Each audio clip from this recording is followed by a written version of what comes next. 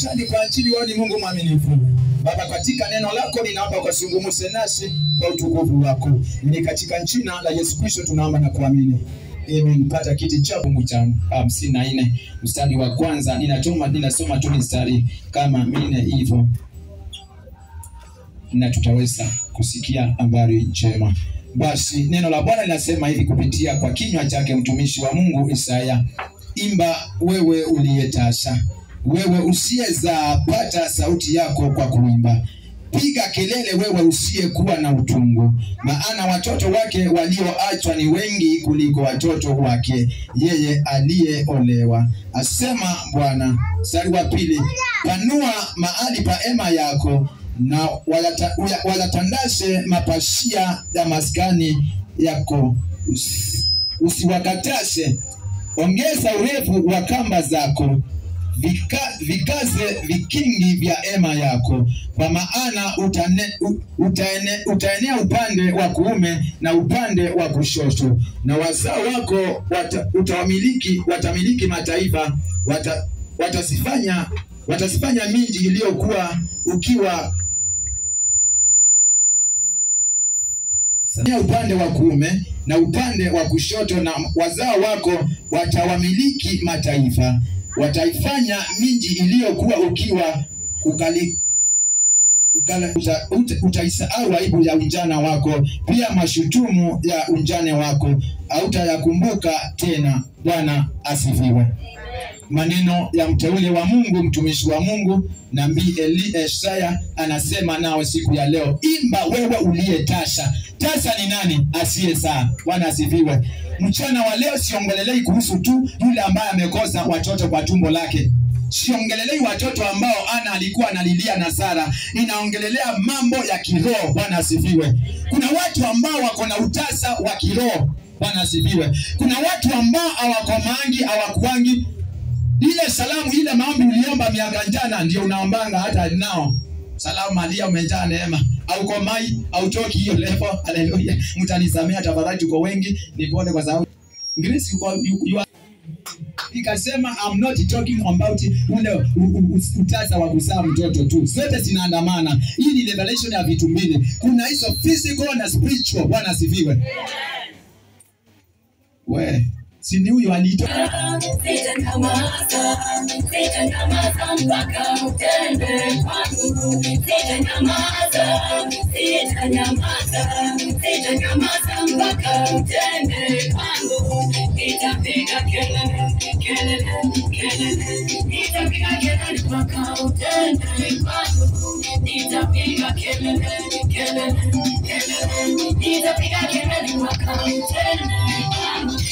nimesikia kwa wengi baba, nimeona kwa wengi baba, nimetulia kwa macho yangu baba, kuna watu watini na waketi chana, nami nabaki nikiuliza siku yangu mbili,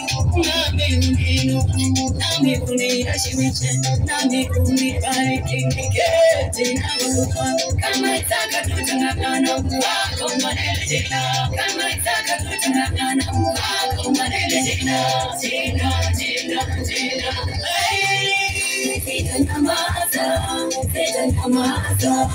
sitanyamaza mpaka utende kwangu,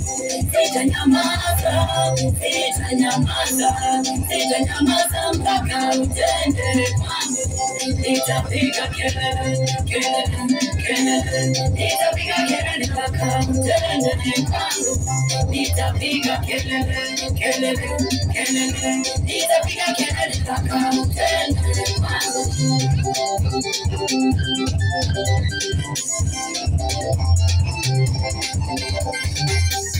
Wewe ni mwenye warema na neema, unakusanya waliopata wao, unawakumbatia pesa sio leo ni malikia, umewazesha mfano na usingizi Mordekai imlipe, Daudi hayuko anachoni tena, leo ni mfalme anatawala kutukuka kwa jina lako. Yusufu ameinuliwa, sio mjumbe tena, asaidia watu wao baba, nami nifanye Mungu sana baba,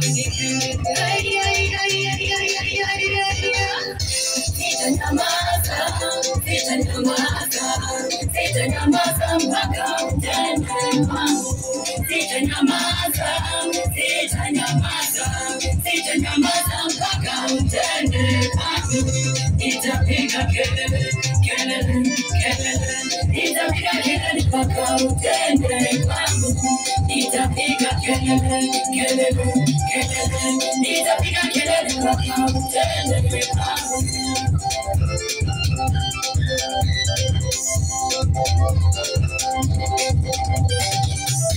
Wale walikuwa wakikaa kwenye gili lako wakiwa na ngota, walifika mahali wakasemezana, wakasema tukikapanga ona tutaangamia, heri tuingie ndani kwenye kambi ya utemi, tukipata tukipona sawa.